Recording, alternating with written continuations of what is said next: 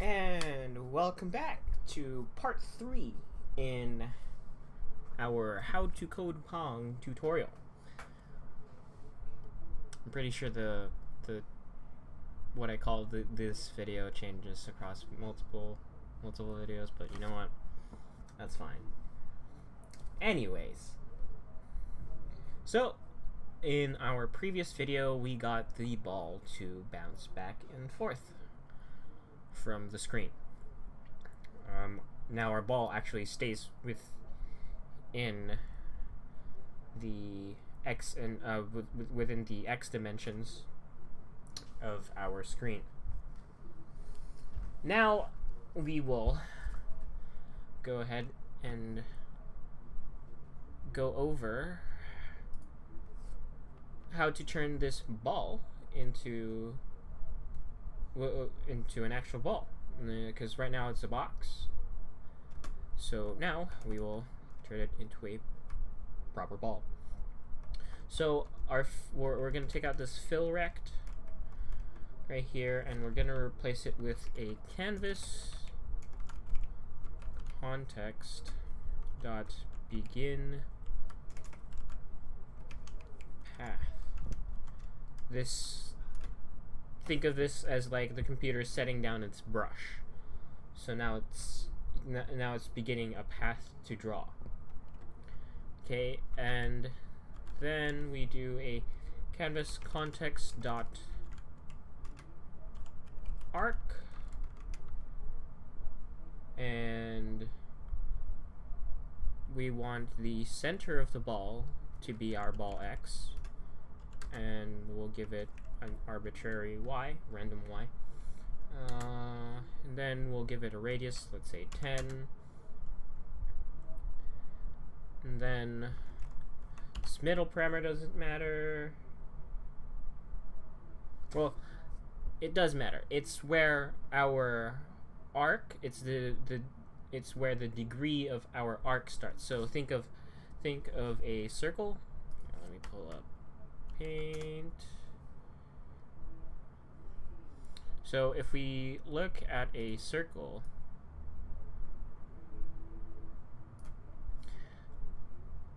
we have the top, this is the circular figure.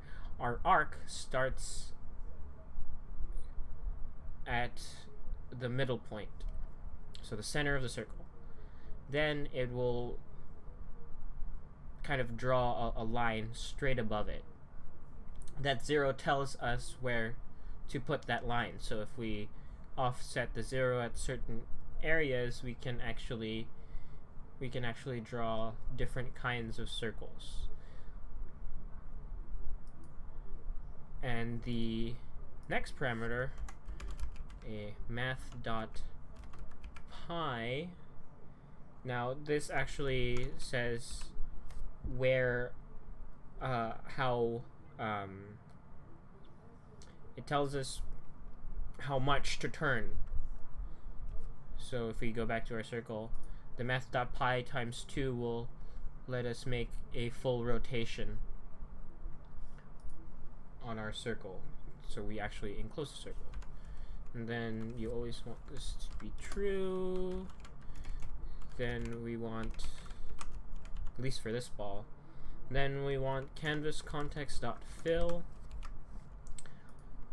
to actually fill our circle. So let's go try this out. There we go. There is our ball. Now let's see what happens when we put math.pi into not times 2. As you can see, we only get a semicircle. Okay. How about we do a math.pi on the beginning and a math.pi times 2 in the end. As you can see, it determines where the circle starts. Cool.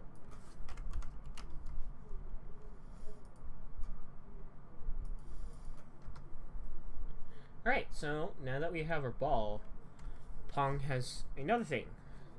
It's a paddle.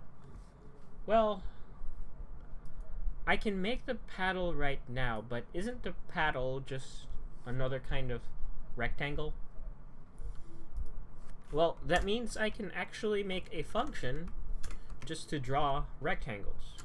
And we'll call this function color rect. And this is a left x, takes in a left x, a top y. So just like in the first part of this video series, I told you that it takes this corner, this is 0, 0, and then it draws it, it takes the left x, well, it takes your width and draws it out, and then your height and draws it down. That's why it's the left x, so the leftmost x, and then the topmost y coordinate. So here. Okay, so then it takes in a width and a height, and we want the draw color. Okay, so we, just like how we drew the canvas, we can do a canvas context dot fill style equals our draw color, so it's the color of our rectangle, and then a canvas context dot fill rect to actually draw a rectangle. So you pass in the x, you pass in the y, you pass in the width, then you pass in the height. Okay, cool. So now we have that. We might as well create a function to draw our circles. So color circle. See, center x, center y. We need to get the radius, so basically how big is the circle, and then the draw color. Okay, and I might as well copy that in. So all I did was a Control-C and a Control-V. Take this out, and this one out. And then here, I don't want to pass in the ball x. I want to pass in center x, because we want to use the parameters of our function.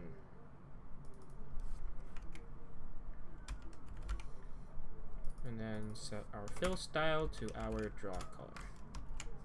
Alright, now we actually need to get our rectangles, color rect. Need to bring back our black screen, canvas dot width, canvas dot height, and give it a color black. And then we'll do a color circle with the center being ball x. Give it a 100, radius of 10, and a color white. And same as before. So the reason why we wanted to do this is because maybe in the future we might want to draw more rectangles. So instead of completely filling your code with this, well, you can just create a function and it simplifies it into a line that you can use over and over again. Same thing with our circle. We can, instead of having, you know, just this big block of code, we can just simplify it into a single line, and when we call it in another function. Okay, so now we want to draw our paddle. So we will do a color rect, and our x will always be 0. we'll give it some kind of Y. Then we'll give it a width and a height.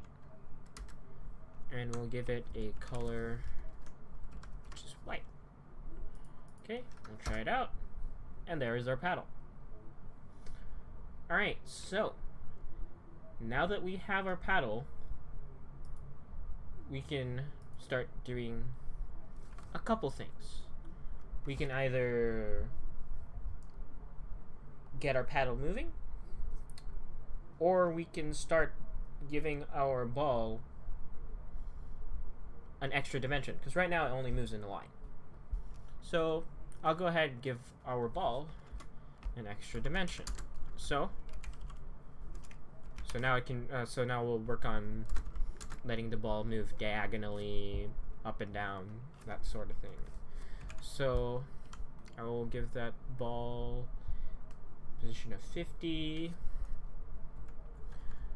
So its X and its Y is now has a position of 50. So we'll start at like some corner here where the computer determines, oh, okay, this point in the screen is 50 pixels by 50 pixels.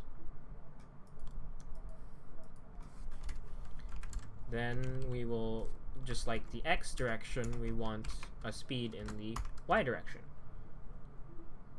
And let's set it to like 4. Okay, so test it out, looks fine. Now we actually need to use the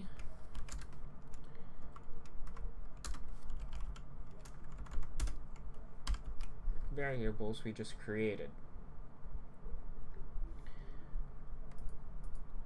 And of course, just like X, we also need to check the bounds. So basically, if it's at the edge of the top and the bottom of the screen.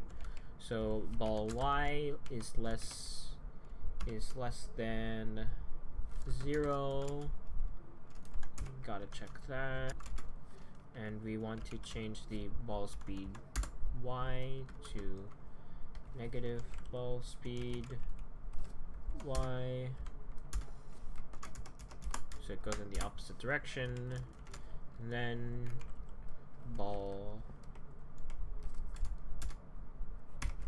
Y is greater than ball, no, canvas dot height. So if it's at the bottom of the screen, then we want to do the same thing. Ball speed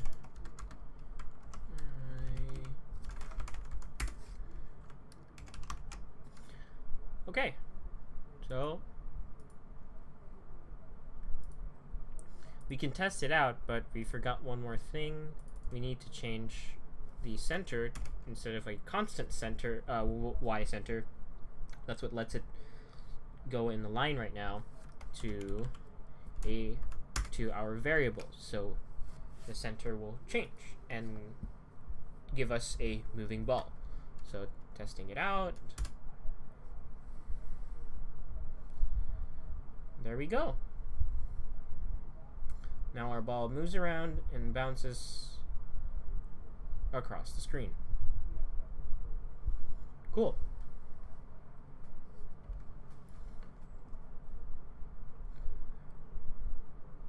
Now we will go ahead and get our paddle moving. Okay, so we can get our paddle moving by calling an event. Well, we're adding an event. So our canvas will now have an event listener. So we'll do canvas.add event listener. So it's kind of like the onload function, except this time we're actually specifying, hey, we want this kind of listener. That's tied to our mouse moving. Moving. Mouse move. And then we will pass it a function event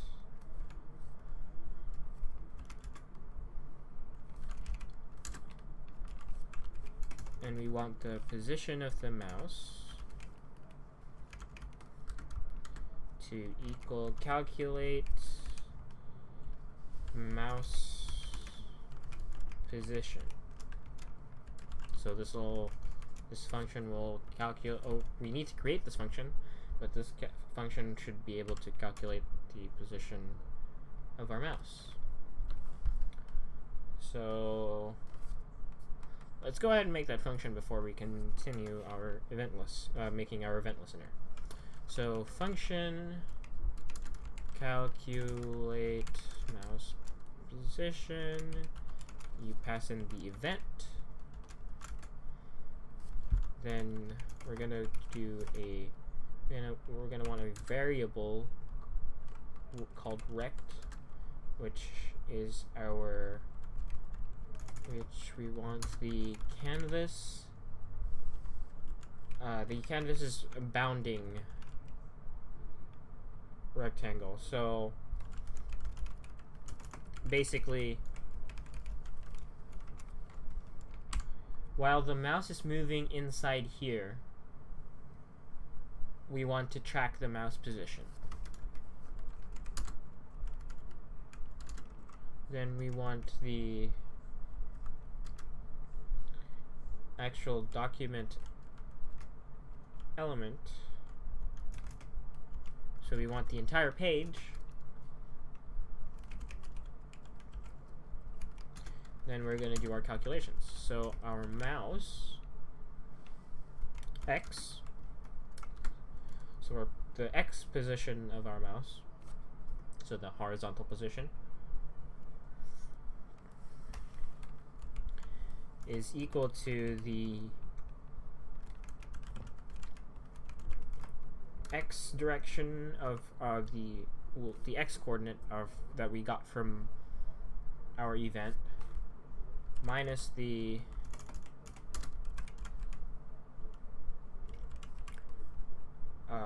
dimensions of our box minus the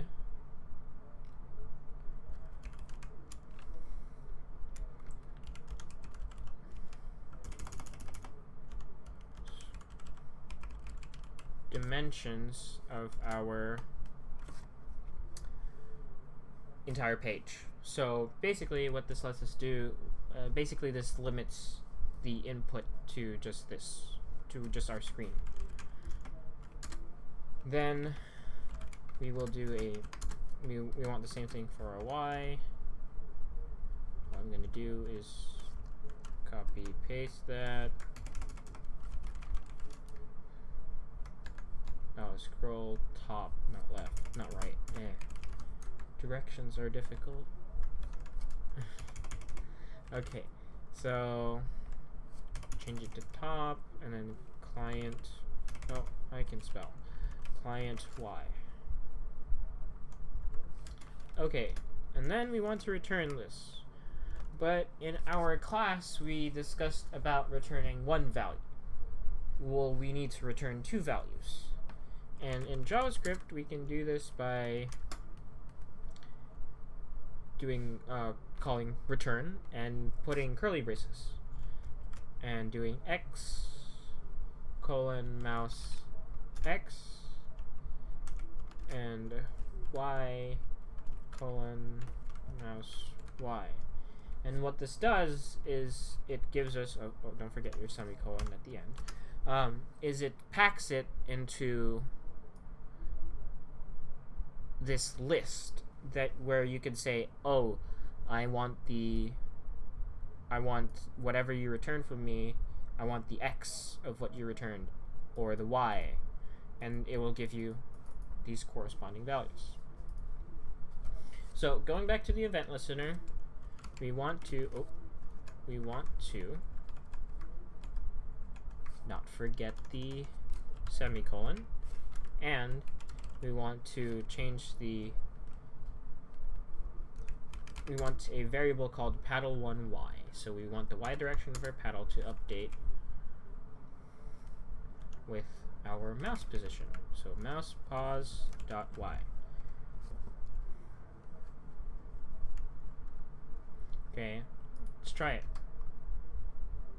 It isn't working. Well, that's because, one, our paddle variable, primarily because our paddle variable doesn't exist, and we're not using it. So we need to give our paddle 1y we're going to need to give our paddle a variable. We'll also make a const. So this is a value that never changes. And the normal way you do that, you show that, is you put it in all caps and no spaces. So paddle height equals 100. And then we'll go down and change how we're dealing with our paddle. So so we'll give our paddle 1y, and then our paddle height. No. Oh wait, no. This is the thickness of the paddle, and then this is the height of the paddle. Well, the paddle's thickness is still the same. It will always be the same. So we can actually make a paddle width. That's 10, so we can put our paddle width. That way we keep our numbers non-magical, which means our when you look at the code, you know, okay, this is what it is, rather than being like, oh, what's this 10? Or, you know, what are these numbers? So we can use variables to kind of describe to us what's going on. Okay, and then we need one more thing, but we're gonna test this. Okay, cool, but if you see here, we're having some problems with it sticking up, so we need to adjust it. And that's because the top of our paddle, as you can see, is our mouse position, or our paddle Y, is attached to the top of the paddle, and we want to change that. So we can do this by subtracting our paddle height, subtracting our position by our paddle height divided by 2. So it gets us halfway. So now that we change that, there it is.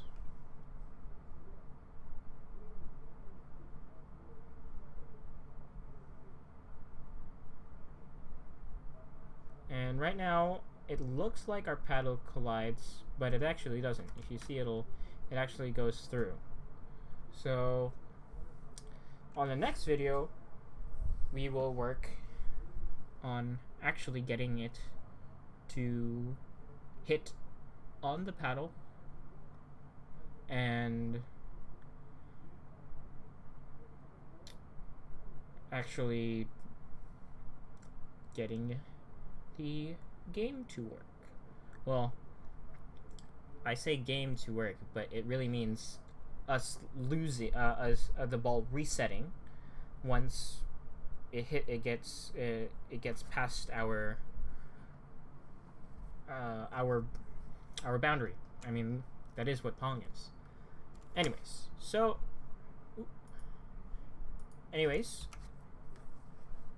I will see you in the next video.